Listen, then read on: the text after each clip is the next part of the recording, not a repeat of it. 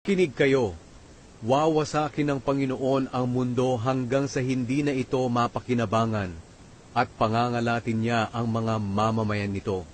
Iisa ang sasapitin ng lahat, pari man o mamamayan, amo man o alipin, nagtitinda man o bumibili, nagpapautang man o umuutang.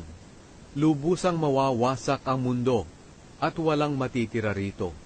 Mangyayari nga ito dahil sinabi ng Panginoon, matutuyo at titigas ang lupa, manlulumo ang buong mundo, pati na ang mga kilala at makapangyarihang tao.